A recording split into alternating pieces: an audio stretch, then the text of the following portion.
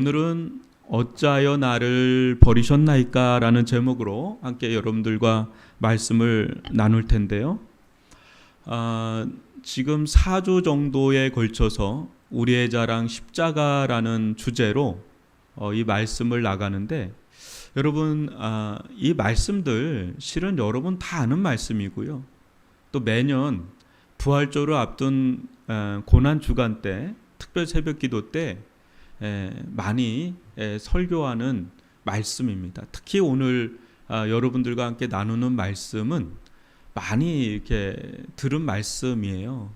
심지어는 교회를 안 다니는 사람도 들었을 법한 그런 말씀이 오늘 여러분들과 나누려고 하는 말씀인데, 이 말씀이 아마 어디에서도 좀 듣기 어려운, 이 말씀이 이런 의미가 있었나 할 정도의 좀 더 깊은, 딥하게 깊게 들어가니까 여러분들 이 말씀을 오늘 좀 잘 들으시고 소화를 하시면 굉장히 여러분들 신앙에 단단한 또 어떤 토대가 마련되지 않을까라는 생각을 하고요. 이 말씀이 잘 소화가 안 된다면 제가 설교문을 뽑아놨으니까 집에서 또 시간 될 때 한 번 더 들여다보면 굉장히 이 말씀의 깊이가 있구나, 내가 늘 알았던 말씀이고 늘 들었던 말씀인데 참 이런 의미가 있구나, 그걸 좀 깨닫게 될 겁니다. 오늘은 예수님께서 십자가에서 남기신 네 번째 말씀입니다. 근데 이 네 번째부터 마지막 말씀까지가 한 오전 9시에 못 박혀서 오후 3시에 임종하시거든요. 6시간은 매달려 계십니다. 근데 거의 이 마지막 4마디부터 마지막 7마디까지는 거의 임종 직전에 다 쏟아놓고 가시는 그런 말씀의 포문을 여는 게 오늘 이 말씀이에요. 그래서 이 말씀이 하게 되는 어떤 배경이나 이런 것들을 우리가 오늘 살펴보면서 이게 어떤 의미가 있는가, 그걸 한번 여러분들과 함께 나누려고 하는 것입니다. 여러분, 마태복음 27장 45절을 다시 한번 보시면 이제 이런 말씀이 나와요. 제 육시로부터 온 땅에 어둠이 임하여 제 9시까지 계속되더니, 여기서 제 육시라고 하면 플러스 6을 하면 됩니다. 그러니까 12시죠. 12시부터 오후 3시까지 어떻게 됐다는 거예요? 온 땅에 어둠이 임했다 그래요. 그래서 이 부분에 대해서 많은 사람들이 연구를 했습니다. 이게 개기일식이냐. 그러니까 온 땅이, 여러분 정오면은 해가 가장 빛나는 때 아닙니까? 그게 오후 3시까지. 근데 그 가장 빛나는 그 시간에 온 땅에 어둠이 임했다라는 건 일반적인 현상이 아니잖아요. 굉장히 기이한 현상이죠. 그래서 연구를 한 거예요. 이게 개기일식이냐. 근데 개기일식이라고 하기에는, 여러분 개기일식 본 적 있나요? 그게 3시간이 지속되는 경우가 없습니다. 많아야 7분이라고 합니다. 길어야 7분. 그것도 온 땅이 어두워지지가 않습니다. 그것도 아니고요. 또 한간에는 아주 두터운 먹구름이 껴가지고 온 땅이 어두워졌다, 이렇게 하기도 하는데 그것도 거의 신빙성이 없는 거예요. 왜냐하면 이게 먹구름이 아무리 이렇게 꼈다 하더라도 여러분 그게 온 땅의 3시간을 그 온 땅의 어둠이 지게 깔리는 경우는 없지 않습니까? 그러니까 이거는 일반적으로 일어날 수 있는 일은 아니다. 그러니까 이 부분은 초자연적인 일이다라고 이제 보는 거죠. 초자연적인 일. 성경에 보면 그런 이야기들, 사건들이 나와 있죠. 그런데 이 세상 가운데 천지창조보다 가장 놀라운 사건은 십자가의 사건이거든요. 근데 그 십자가의 사건에서 무려 3시간을 칠흑 같은 밤으로 보내고 있다라는 것을 지금 보여주는 대목인데, 많은 사람들이 이 부분에 대해서, 많은 주석가들이 이야기하기를 하나님께서, 성부 하나님께서, 성자 예수님께서 죽으시는 그 모습이 너무나 참혹하기 때문에 두 눈을 뜨고 볼 수가 없어서 어두운 가운데 가렸다라고 하는 이야기가 가장 많이 이렇게 견해로 모아져요. 그래서 아마 목사님들 설교를 듣다 보면 이렇게 설교하는 경우가 많이 계실 거예요. 하나님께서 너무나 마음이 슬프시고 그 거대한 또 거룩한 그 슬픔이 하나님 안에 가득했기 때문에 차마 그 모습을 어떻게 보겠어요, 그죠? 자기 하나밖에 없는 외아들 예수 그리스도가 십자가에 죽어가는 장면을 두 눈을 똑바로 뜨고 볼 부모가 어디 있겠어요? 그런 심정이어서 온 땅에 어두움으로 가렸다, 이렇게 보는 경우가 가장 많고요. 또 한 사람은 요한 크리스토톰이라고 하는 그 안디옥의 탁월한 설교자가 있습니다. 황금의 입이라고 하는 그런 별명을 가진 자인데 그분은 이렇게 이야기합니다. 이 어두움은 온 우주가, 그러니까 하나님뿐만 아니라 온 우주가 창조주의자 주인이신 예수 그리스도의 죽음에 대해 느끼는 깊은 애통과 슬픔을 말해주는 것이다, 이렇게 말씀을 전하기도 한 경우가 있고요. 또 여러분, 우리가 이 부분에서 한번 시내산을 연상하면 좋습니다. 시내산에서 이스라엘과 언약을 맺을 때 하나님께서 그곳 가운데 강림하십니다. 임재하십니다. 그런데 하나님께서 강림하시고 임재하실 때 그 출애굽기에 묘사된 그 현장을 여러분 기억하십니까? 생각보다 밝지 않습니다.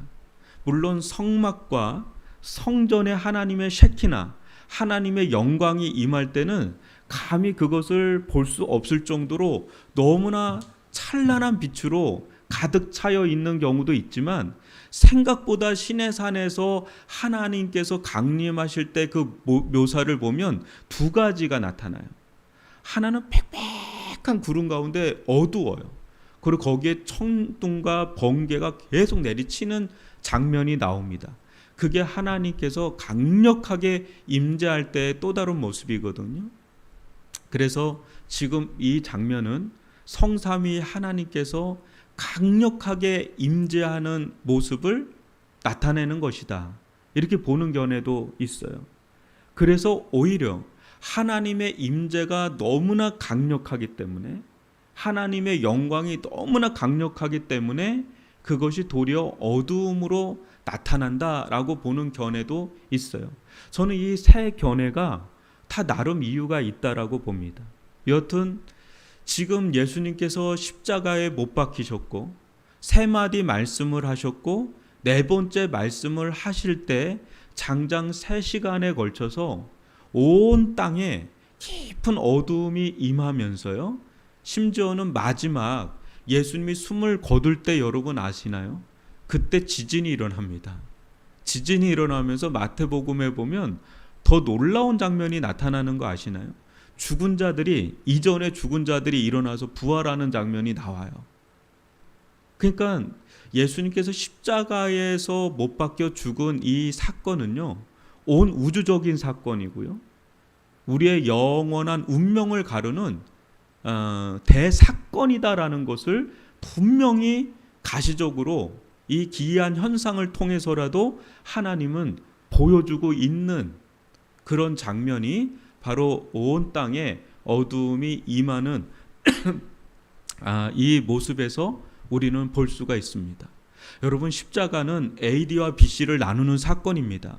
뿐만 아니라 여러분, 예수님을 만나기 전과 후는 우리 인생의 AD, BC가 되는, 그러니까 이 인류 역사에서도 역사의 기준점이 되지만 내 인생에 있어서도 여러분, 예수님을 만나기 전과 후는 확연하게 다른, 그것을 가늠짓는 자리가 바로 이 자리이기 때문에 지금 이 자리에서 이런 일들이 일어나는 것은 우리에게 시사하는 것이 매우 크다 할 수가 있습니다. 그런 가운데 예수님께서 여러분 46절에서 무엇이라고 외치십니까? 나의 하나님, 나의 하나님 어찌하여 나를 버리신나이까. 여러분, 이거 우리 너무 잘 아는 말씀입니다. 근데 이거를 원문으로 보면 시브리어가 아람어가 막 섞여 있어요. 엘리 라마 사박다니가 시브리어 아람어가 섞여 있는 단어거든요. 그러니까 이때 당시는요, 보통은 다 아람어를 썼어요. 여러분, 히브리어를 쓴 게 아니라 이때 당시는 아람어를 썼다 그래요. 근데 이제 좀 배운 사람들은 성경 히브리어를 썼다 그럽니다. 그러니까 일반 사람들은 그냥 아람어를 썼고요, 배운 사람들이 히브리어를 쓴 거예요, 오히려. 근데 예수님은 지금 이 두 가지 말씀을 섞어서 쓰시는데, 이게 그냥 내뱉은 말씀이 아니라 구약의 시편의 22편 1절에 보면 다윗의 고백을 그대로 인용해서 예수님께서 고백하는 장면이거든요. 여러분, 시편 22편 1절에 다윗이 이런 고백을 합니다. 내 하나님이여, 내 하나님이여, 어찌 나를 버리셨나이까? 어찌 나를 멀리하여 돕지 아니하시오며 내 신음소리를 듣지 아니하시나이까? 이 말씀을 인용하는데 상반절만 인용을 하시면서 나의 하나님, 나의 하나님, 어찌하여 나를 버리셨나이까? 이렇게 고백하는 장면이 바로 이 장면이에요. 그런데 여러분, 여기서 우리가 좀 주목해야 될 말씀이 있는데요, 그것은 다른 7마디 말씀 가운데 다른 말씀은 그냥 내뱉었어요. 그런데 이 말씀은 유독 큰 소리로 외치셨다고 나와요. 큰 소리로 외치셨다. 그러니까 십자가의 못을 박히면 폐가 쭈그러든대요. 그래서 하고 간신히 숨을 쥐어짜면서 숨 한 번 쉬고 푹 이게 쥐어짜게 되고 이렇게 폐가 쭈그러들고, 이거를 계속 반복을 하니까 결국은 그런 가운데 숨을 못 쉬어서 죽거나 심장이 터져서 죽거나 이렇게 되는 게 십자가예요. 그러니까 피가 줄줄 새서 죽는 거는 드문 일이고 그 전에 이제 죽는 거예요. 이제 폐나 심장에서 심정지가 와서 터지거나 이런 식으로. 그러니까 말을 하기가 어려운데 거기서 7마디를 남긴 거는 매우 중요한 거지 않습니까? 여러분, 그 마지막에 많은 분들이 마지막에 숨을 거둘 때 폐 쪽으로 숨을 거두는 경우가 꽤 많아요. 연세 들어서. 뭐 젊은 사람도 그렇지만 폐혈증으로 이렇게 숨을 거두는 경우가 많거든요. 그 어느 순간에 연명을 할 거냐 말 거냐 그래요. 왜냐면 이제 산소호흡기를 꽂고 그거 할 거냐 말 거냐 하거든요. 근데 그때는 거의 의식도 없고 코마 상태라 그러죠. 숨을 자가 호흡을 못 해요. 지금 예수님의 상태가 거의 그런 상태거든요. 근데 그런 데서 7마디를 애써 거의 의식이 사라졌다 있다 이런 상황 속에서 7마디를 내뱉은 것은, 특히 마지막에 내뱉은 거는 그분이 쥐어짜서 내뱉은 거예요. 그 의미 없는 메시지가 아니에요. 지금 이 부분은 3시간이 된 상태에서 지금 하시는 말씀이고, 그런 가운데 예수님이 온 힘을 다 쥐어짜서 큰 소리로 외치신 거예요. 나의 하나님, 나의 하나님, 어찌하여 나를 버리셨나이까? 큰 소리로 하지 않아도 돼요. 왜냐? 그럴 정도의 힘이 없어요. 그럼에도 불구하고 왜 이렇게 큰 소리로 외쳤나? 그것은 들으라고 하는 거죠. 밑에 있는 사람들, 심지어는 성경에 기록되어서 전달받고 있는 우리도 들으라고 하는. 과연 이 나의 하나님, 나의 하나님, 어찌하여 나를 버리셨나이까? 엘리, 엘리, 라마 사박다니, 이 속에 과연 어떤 의미가 있길래 너희들은 반드시 이게 천둥소리처럼, 너희들은 이게 반드시 온 세상을 울리는 큰 징처럼 북처럼 이 소리를 들으라고 하시는 것일까? 우리는 한번 찬찬히 묵상하듯 이 말씀을 들을 필요가 있습니다. 중요한 거는요, 예수님께서 지금 이 순간 버림받은 것은 절대로 자신의 죄 때문에 버림받은 게 아니다라는 것입니다. 우리도 아는 것처럼 예수님은 온 인류의, 우리의, 나의 죄를 다 짊어지시고 그것을 감당하시고 우리가 받아야 할, 우리가 감내해야만 할, 우리가 감당해야 할 하나님의 진노를 다 자신이 뒤집어 쓰시고 들어가시는 자리가 십자가의 자리고, 그런 가운데 버림받으신 거거든요. 여러분, 여기서 우리가 한 가지를 좀 생각해 볼 필요가 있습니다. 이게 여러분들 좀 어려울 수 있지만 매우 중요한 거거든요. 기독교 역사를 보면 늘 이단이 나타났어요. 그 이단이 나타나면 공의회를 열었습니다.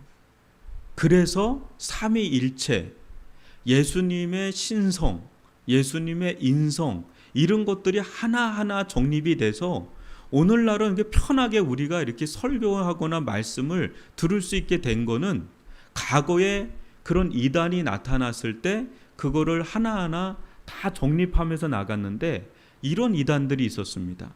예수님은 인간이 아니시다, 예수님은 하나님이시다 라고 하는 예수님의 신성만 인정하는 그런 이단이 나왔습니다. 그 말은 예수님의 인성을 무시했다는 거예요.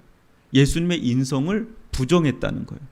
여러분, 우리는 어떻게 믿고 있죠? 예수님은 완전한 하나님의 아들이면서 완전한 인간이시다라고 하는 두 본성을 믿습니다.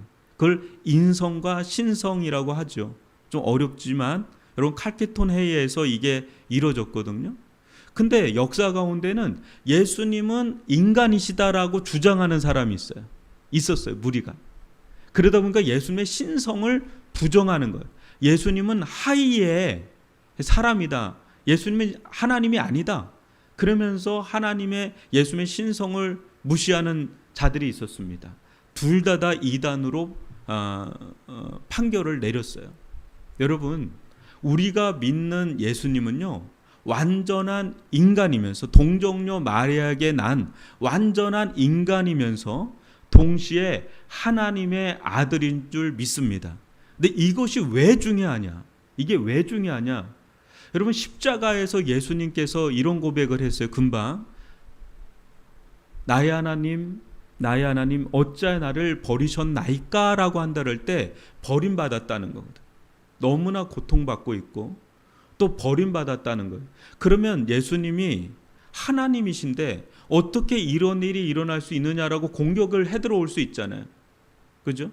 어떻게 하나님인데 하나님이 버림받을 수 있냐, 분리될 수 있냐, 이렇게 공격해 들어올 때 뭐라고 할 수 있겠어요? 뭐라고 방어를 할 수가 있겠습니까? 그때 이 두 본성 이론이 나오는 겁니다. 예수님은 신성으로서는 하나님과 늘 열려 있는 거지만, 지금 예수님은 인성으로서 하나님과 분리됐다는 거, 버림받았다는 거. 왜요? 우리의 죄를 다 짊어졌기 때문. 우리가 짊어져야 될 죄를 이 예수님이 그 인성으로서 짊어졌다는 거예요. 그러면서 어떻게 되냐면 분리가 되는 거예요. 하나님과는 분리가 되고 인간들인 우리와는 연합이 되는 거예요. 그래서 우리를 대신해서 예수님께서 십자가에 못 박히시고, 십자가에 못 박히셔서 모든 죄와 또 그로 말미암은 형벌을 그 인성이 다 받으시는 거예요. 신성이 아니라. 신성은 이제 뒷부분에 좀 설명이 됩니다. 이렇게 받으신다는 거. 그래야 이 십자가의 이 사건이 풀리는 거예요.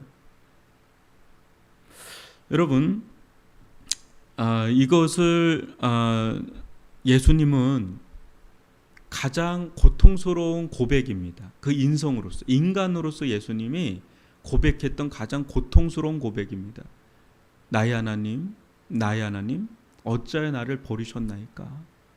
그런데요, 이 고백이야말로 우리에게는 최고의 고백입니다. 왜 그렇죠? 다윗도 그 고백을 했어요. 내 하나님, 내 하나님, 어찌 나를 버리셨습니까? 이게 우리의 고백이에요, 실은. 근데 예수님이 대신 이 고백을 해요. 예수님이 이 사건을, 십자가를 지시고 또 이 고백을 하심으로써 우리에게는 어떤 일이 일어나게 되냐면, 좀 죄송하게도 또 놀랍게도 나의 하나님, 나의 하나님, 어찌하여 나를 이토록 사랑하십니까? 라는 고백을 할 수가 있게 된 거예요. 예수님이 십자가를 지시지 않았더라면, 예수님께서 우리를 대신해서 이런 고백을 하지 않았더라면 감히 우리는 하나님의 사랑을 받을 수도, 하나님의 위로를 받을 수도, 하나님의 생명을 받을 수도 없는 그 엄청난 일들이 우리들에게 이루어지게 된 겁니다. 예수님은 피를 흘리고 십자가에서 죽어가시지만 우리는 그런 일이 일어나면 일어날수록 우리는 생명을 얻게 되고 은혜를 얻게 되고 위로를 받게 되고 거기서 숨을 쉬고 거기서 회복을 경험하고 거기서 치유를 경험하고 하늘이 열리고 하나님의 나라를 경험하고 영생을 누리고 구원을 받고 하나님과 화평을 이루고 하나님과 화목을 이루고 하나님과 열린 관계가 되고 하나님이 나의 하나님이 되는 그런 엄청난 구원의 사건이 일어나게 되는 것은 바로 예수님께서 나의 하나님, 나의 하나님, 어찌하여 나를 버리셨나이까? 라고 하는 이 고백 때문에 우리는 도리어 나의 하나님, 나의 하나님, 어찌하여 주님은 저를 이토록 사랑하실 수 있는 것입니까? 라는 이런 역설적인 고백을 할 수 있게 된 것은 바로 십자가의 놀라운 은혜다라고 말할 수가 있겠습니다. 그래서 이사야서 53장 5절을 보니까 그가 찔림은 우리의 허물 때문이요 그가 상함은 우리의 죄악 때문이라. 그가 징계를 받음으로 우리가 평화를 누리고 그가 채찍에 맞음으로 우리는 나음을 받았도다. 그가 찔렸어요. 근데 그건 우리의 허물 때문에, 그가 상했어요. 그건 우리 죄악 때문이에요. 근데 그는 징계를 받지만 우리는 평화를 누리고 그가 채찍을 맞지만 우리는 나음을 받게 되는 이런 일들이 어디서 이루어지는 거냐? 예수님의 십자가에서 이루어지는 거고, 그것은 그분의 인성이 이 모든 것들을 다 감내함으로써 이제 우리에게 이와 같은 구원의 문이 활짝 열리게 되는, 포문을 열리게 되는 그런. 그러니까 여러분, 예수님께서 십자가에 못 박히셨을 때 휘장이 위로부터 아래로 찢어지거든요. 휘장은 하나님께로 들어가는 문입니다. 그걸 상징하는데 위로부터 찢어졌다는 것은 놀라운 거 아니에요? 밑에서 찢는 게 아니라 위에서 찢었다는 건 하늘문이 열렸다는 거예요. 드디어 예수님의 그 온 성육신한 그 몸이 다 찢어지면서 그 예수님의 몸을 통해서 실상은 하늘이 우리에게 확 다가오게 되는 그 문이 열리는 거죠. 그래서 예수님을 믿는 자들, 특별히 십자가의 예수님을 믿는 자들에게는 하늘이 열리는 은혜를 누리게 되고, 그 하늘에서 들리는 음성은 나의 하나님, 나의 어찌하여 나를 버리셨나이까? 라고 하는 저주스러운 그런 음성이 아니라 하나님이 나를 사랑한다는 그 음성이 하늘로부터 임하게 되는 그 계기는 바로 예수님의 십자가의 죽으심에서 이루어진 것이다 라고 할 수가 있습니다. 그래서 여러분, 로마서 14장 8절을 보니까 우리가 살아도 주를 위하여 살고 죽어도 주를 위하여 죽나니 그러므로 사나 죽으나 우리가 주의 것이로다. 여러분, 얼마나 놀라울 정도로 주님께서 우리를 위해서 희생의 값을 치렀는지. 우리의 값은 예수의 값이에요. 예수님의 생명값이라고요. 그러니까 얼마나 귀중한 존재인지 상상할 수가 없습니다. 여러분이 낳은 자녀들도 어떻게 배 아파서 낳은 자녀들인데 너무너무 귀하죠, 그렇죠? 어떻게 내가 너를 낳았고 너를 길렀느냐 생각을 하면 막 눈에 넣어도 아프지 않고, 내가 죽어도 네가 더 귀하다, 내 자식도 그러거늘. 여러분, 하나님께서 우리를 하나님의 자녀로 낳기 위해서 예수님께서 희생하셔야만 될 정도로 우리는 그만큼 존귀한 존재고 귀중한 존재고 보석과도 같은 그런 존재다라는 말이에요. 그렇기 때문에 하나님은 우리에게 말씀하시는 거예요. 예수님은 비록 그런 고백을 했지만 하나님은 우리에게는 내가 영원토록 너희를 떠나지 않을 거야. 버리지 않을 거야. 너는 외롭지 않을 거야. 너는 홀로가 아니야. 내가 영원히 너와 함께 있을 거야. 이 땅뿐 아니라 하나님 나라뿐 아니라 이 땅 가운데. 그래서 어느 때는 여러분, 내가 혼자 있는 것 같을 때가 있죠. 너무나 외롭고 심지어는 버림받은 느낌을 받을 때가 있습니다. 저는 예수님을 만나기 전에 예전에 저희 부모님들이 그런 얘기를 한 게 기억이 나요. 너 다리 밑에서 주워왔다는 얘기. 옛날에는 그런 이상한 얘기를 많이 했어요. 넌 다리 밑에서 주워왔다는 거예요. 근데 제가 살던 데에 다리 밑이 있었거든요. 큰 다리 밑이 있었어요. 거길 가봤어요. 그런데 아무도 없어요. 다 주워갔나 보다 이런 생각을 했는데 거길 가서 보니까 너무너무 더럽고 너무너무 어두웠어요. 근데 그 어린 나이에 말을 잘 안 들을 때 그런 얘기를 하니까 말 들으라고 하는 얘기죠. 근데 어린 나이에 진짜 다리 밑에서 주워왔네 이 생각을 한동안 한 적이 있었는데 중학교 2학년 때부터 고3까지 굉장히 아팠습니다. 그때 너무너무 외로웠어요. 너무너무 고독스럽고 그러니까 아무도 나에게 위로가 되는 사람이 없었을 때 그때 고3 때는 제가 거의 죽을 정도가 됐거든요. 막 구슬했어요. 요번에도 어머니 생신이라서 갔는데 그 한 30년 전인데 어머니가 그 얘기를 해요. 저는 몰랐는데 구슬한 거는 기억이 났는데 너를 위해서 그때 굿값이 300만 원이었대요. 여러분 30년 전에 30년이 뭡니까? 20살도 안 돼. 거의 30년 전에 300이면 꽤 큰 돈 같아요. 지금 생각을 해보면. 근데 그때 구슬을 교회는 안 다녔을 때니까 제가요. 그렇게 아팠어요. 그때 너무너무 버림받은 느낌이었어요. 인생 자체도 버림받은 느낌이고. 근데 그때 제가 대학교 1학년 때 예수님을 만났는데 제 마음에는 큰 구멍이 하나 뚫린 느낌이었거든요. 근데 1학년 가을녘에 십자가의 예수님을 만났어요. 그 예수님을 만났을 때 정말 놀라운 경험이 뭐였냐면 세상에 나를 이렇게까지 사랑해 줄 수 있는 분이 계시다는 거에 정말 놀랬고요. 그때 상황은 전혀 바뀐 게 없는데 하나님의 사랑이 제 마음 가운데 들어오고 나니까 그것도 아무도 나를 이렇게까지 사랑해 주는 이가 없는데 과연 나를 위해서 생명을 줄 정도로 나를 사랑할 수 있는 분이 있을까라는 거에 대해서는 저는 없다고 생각을 했는데 하나님 그분께서 나를 위해서 자신의 생명까지 다 내어주기까지 사랑한다는 너무나 단순하잖아요. 우리가 다 알고 있는. 근데 그게 믿어지는 거예요. 믿어지는 것과 동시에 그게 그냥 머리로만 믿어지고 아는 게 아니라 감정으로 치고 들어오는 거예요. 마음으로. 그때 거기서 제가 확 그냥 무너져 버렸어요. 그때 마음의 깊은 어둠이 떠나가면서 하나님의 사랑이 내 속에서 막 분출이 되는데요.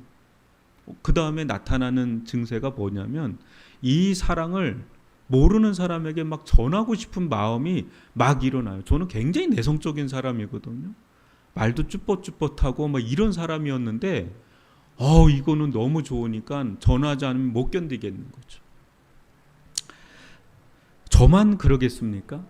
이 자리에 계신 여러분 한 분 한 분들도 다 이런 경험 속에서 이 자리에서 저는 예수님을 믿습니다 라는 고백을 하게 된 거 아닙니까?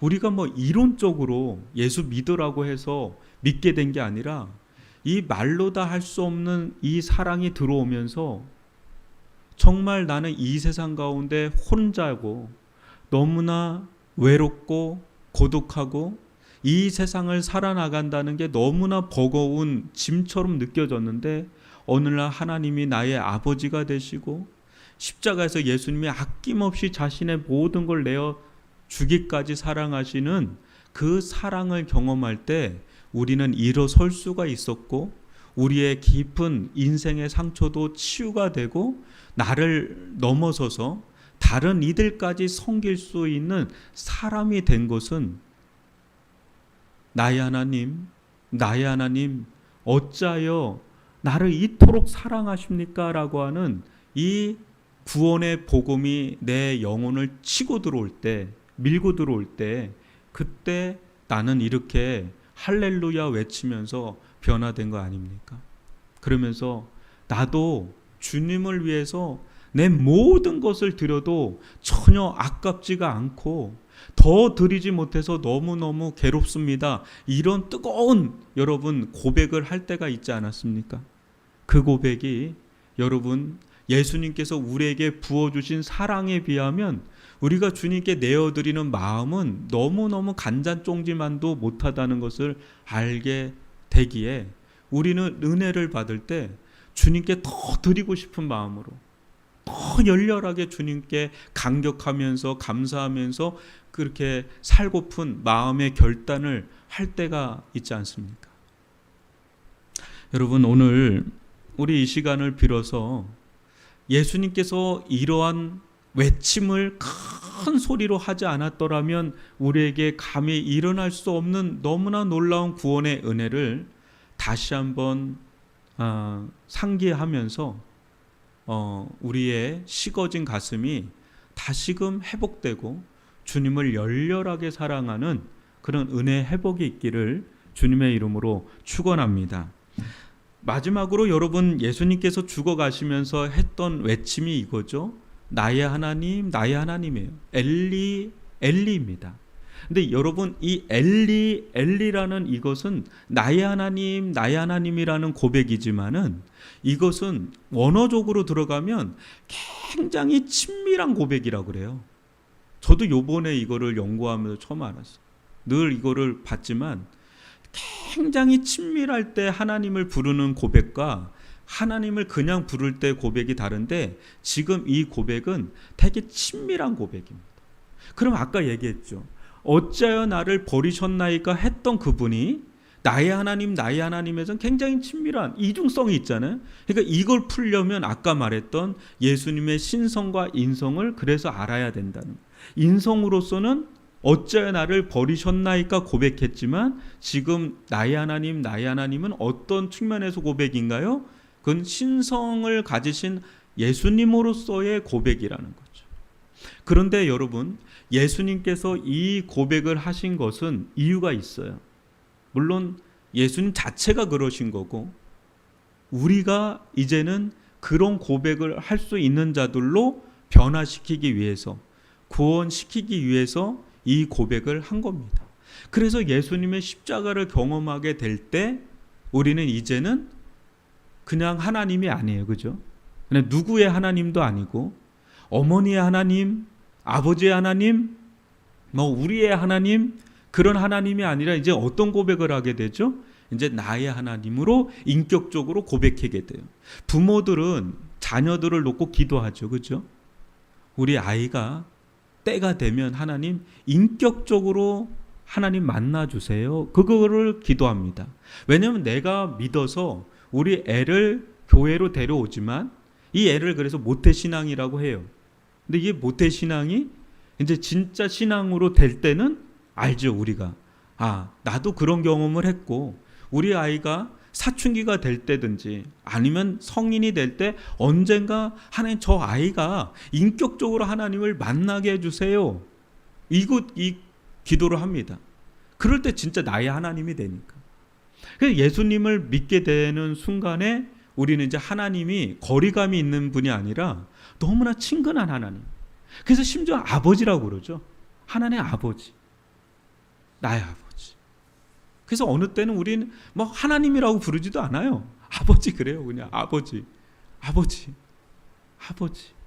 그 아버지라는 말은 실은 조금 거리감이 좀 있어요. 실제 아빠 아버지라고 그래요. 아바 아버지. 아빠예요. 오히려 아빠가 더 나은 거예요. 아빠라는 거. 여러분 이건 굉장히 가까운 거래요. 이거는 끊을 수 없는 관계죠. 네. 그래서 여러분 하나님은 우리를 그와 같은 관계로 부르신 거예요. 정말로 친밀하고 너무너무 가깝고, 그래서 내가 사랑을 하는데 더 내가 너한테 사랑을 주고 싶고, 나는 그런 사랑으로 너를 초청한 거고 너를 부른 것이다 그래요. 그러나 여러분 우리들 가운데 세상에 대한 사랑과 어떤 자기에 대한 사랑이 막 가득 차게 되면 우리 내면에 이런 고백이 나오죠. 시편 44편 25절을 보니까 우리 영혼은 진토 속에 파묻히고 우리 몸은 땅에 붙었나이다. 그러니까 천근만근의 영혼이 하나님을 향한 마음과 사랑으로 막 일어나면 그냥 우리 영혼이 그렇게 가벼워요. 기도할 때도 찬양을 할 때도 막 예배를 드릴 때도 너무 가볍게 막 하나님께 영광 올리는데, 여러분 우리가 마치 이 세상의 어떤 사랑에 집착하게 되고 막 그렇게 되면 우리 영혼이 쭉쭉 가라앉아요. 웬만하게 기도해도 이게 날갯짓을 못해요. 그래서 다윗은 이런 고백을 합니다. 시편 119편 25절 보니까 내 영혼이 진토에 붙어 싸우니 주의 말씀대로 나를 살아나게 하소서. 다시금 하나님 저 살려주세요. 제가 지금 진토에 붙었습니다. 땅에 딱 붙었습니다. 지금 제 영혼은 하늘에 붙어서 하늘을 헐헐 날아다니면서 그렇게 살아야 될 자들인데 이 세상에 뭐 근심, 걱정, 염려, 또 이 세상에서 이루고 싶은 어떤 욕망, 열망 막 이런 게 정신이 없으면요, 어느 순간에 내 영혼에 그냥 진토가 덕지덕지 붙어서 그냥 탁 가라앉아 버리는 거예요. 이런 우리들에게 하나님은 다시금 일어나서 다시금 자신에게 돌아오라고 우리에게 말씀하고 계십니다. 어서 내게로 돌아오라고. 어서 내게로 돌아오라고. 네가 있을 자리는 그 자리가 아니라고. 여러분, 그래서 우리들 가운데 막 회개가 임해요. 그래서 우리의 지난 날에 하나님을 그렇게 찾고 하나님을 의지하고 하나님을 붙잡고 찬송하며 살던 삶을 좀 뒤로 한 채 마치 이 세상의 사람들처럼 막 정신없이 살게 되면 내 영혼, 내 마음도 천근만근처럼 쭉 그냥 거기에서 헤어나오지 못하는 우리들이 어느 날 분연이 일어나서 다시 십자가 앞으로 나아가게 될 때 그 예수님께서 그 너른 팔로 우리를 감싸 안으면서 내가 너희의 죄를 다 용서했다. 네가 지금 짊어지고 있는 죄는 네가 감당하기에는 너무나 무거워. 그거는 네가 짊어질 수 있는 게 아니야. 그걸 다 나한테 주려무나. 그걸 다 나한테 옮겨 놓으라. 그걸 나한테 다 주려무나. 왜 네가 그거를 낑낑대고 짊어지고 있니? 왜 인생의 짐을 네가 다 짊어지고 마치 인생을 네 혼자 사는 것처럼 왜 그렇게 살고 있니? 그거 다 나한테 맡기거라. 내가 짊어질게. 그건 내가 짊어질 거야. 하면서 주님께서 십자가로 재초청을 하시거든. 그때 지난주에 살펴봤던 요한처럼 비록 하나님을 떠날 수는 있지만 다시 유턴해서 예수님께로 돌아오게 되면 그 우리를 그렇게 얽어맸던 족쇄와 같은 그것들이 풀리면서 다시 주님의 품에 안기게 되면서 여러분 예수님 안에 진정한 안식이 있어요. 예수님 안에 진정한 자유가 있어요. 예수님 안에 진정한 위로가 있습니다. 우리가 다른 데서 우리의 안전, 우리의 위로, 우리의 평화를, 우리의 능력을, 우리의 인생을 막 거기다 투자하고 하지만 해보면 알아요. 한 50보 100보예요. 1년 뒤에 깨닫나 3년 뒤에 깨닫나 깨닫는 시간만 다를 뿐이지 깨닫는 거 똑같아요. 아, 이 길이 아니었구나. 내가 뱅뱅 돌았구나. 이스라엘 백성처럼 40년을 뱅뱅 도는 이스라엘 백성처럼 내가 지금 헛짓을 했구나 라는 거를 1년 뒤에 깨닫든 3년 뒤에 깨닫든 10년 뒤에 깨닫든 깨닫습니다. 근데 빨리 깨닫는 게 좋아요. 빨리 깨닫고 돌아와야 될 원점으로 돌아와야 되는데, 여러분 놀랍게도 우리가 돌아가야 될 원점은 언제나 열려 있고 언제나 기다리고 있고 언제나 그 모습 그대로입니다. 그게 십자가입니다. 십자가에 들어올 때, 돌아올 때, 여러분 거기에서 진정한 회복이 있고 거기에서 우리의 영혼의 날개가 달아져요. 그러면서 훨훨 날아갈 수 있는 힘이 어디서 생기느냐? 그게 바로 십자가에서 생깁니다. 예수님의 이 마지막 고백을 다시 한번 여러분 묵상해 보십시오. 나의 하나님, 나의 하나님, 어찌 나를 버리셨나이까 하시면서 예수님의 모습을 한번 상상해 보십시오.